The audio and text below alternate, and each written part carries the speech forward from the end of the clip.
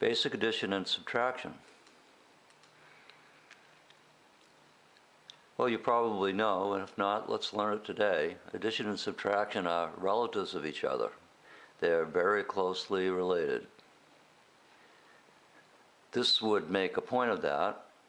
You take a basic addition fact, 5 plus 7 equals 12, and we know that we can turn it around and it won't make any difference regarding the answer. That's one thing that's nice about addition and multiplication. It doesn't make any difference at what order these two numbers are in. These two numbers are called addends.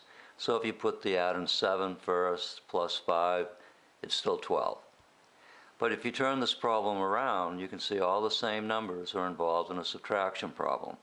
The answer called the sum, and you subtract one of the addends, and you get the answer to the subtraction problem. It works this way with the opposite number. So that's an important point that we'll be making throughout the course of this video. It's really important when you're adding and subtracting, maybe more important than any other operations, to make sure that your places are lined up. We know that we have different places in our numbering system, and it's so important to get those lined up so that you're adding or subtracting the same size groups. Okay, we're going to start off with this addition problem over here. We've got our places lined up. That means we'll be adding, first of all, the ones. Okay, we have 4 plus 2 is 6 in the ones place. And then we move over to the tens. We have 6 tens, which we call 60. 3 tens, which we call 30. 6 plus 3 is 9, or 60 plus 30 is 90. And there's the final answer. Pretty simple problem.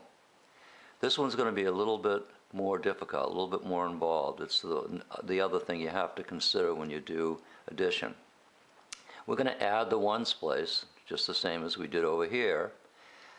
But when we add it, we're going to have a little extra situation here, and that is the answer to 8 plus 6 is 14, but as we learned with place value in our numbering system, you can only put one digit. Only the ones can stay in the ones place. That 10 that's formed from the 14 must be carried over to go with its other friends here in the tens place. So we've got 1 10 we carried over, 4 tens that are already here in this number, and 9 in this addend. Okay, we add them up. 1 plus 4 is 5, plus 9 is 14 again. Okay, but we can keep the 4 tens here, but the 10 tens forms a group of 100. Remember, we learned that from the place value system. If you have 10 tens, you make a group of 100. And even though there's nothing over here in the original numbers, it is carried over from the addition that we do. Here's a little trick. If you are adding numbers and you have a blank sheet of paper and it's not on a worksheet where the problem's all set up and you have to transpose, they call it, from one place to another, maybe a textbook to your paper. Rather than using a blank piece of math paper, it sometimes is a good little trick to use a piece of lined composition paper. But you don't want to hold it like this. You want to turn it around and make the lines go vertical instead of horizontal. This way you can take a problem that might be in the book that's written horizontally like this, and that's not the way the algorithm is done, so you have to rewrite it. And using the lines here will help you keep the places where they belong. So let's rewrite the problem, just like we're given the assignment to do it out of the book. And first of all, we're going to write one of the addends. Okay, we've written 586, and we've gotten each one of these different values in a different column. Now when we add the second addend to it, okay, it's an addition problem, so we want to remind ourselves of that by putting the addition sign.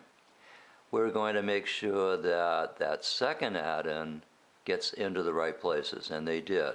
The 7's in the ones place, that means we'll be adding just ones.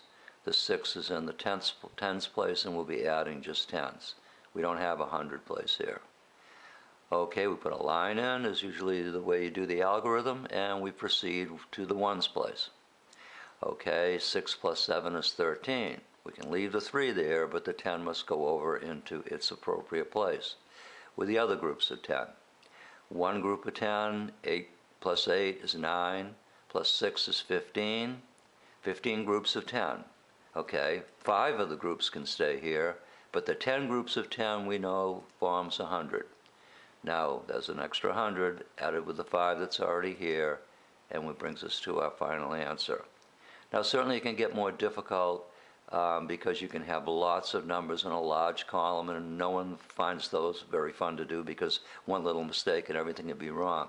But whether it's a lot of numbers or only 2, the idea is going to be the same. You're going to add up places that go together, groups of things that are the same, and you're going to carry over any extra groups and continue the process to the very end.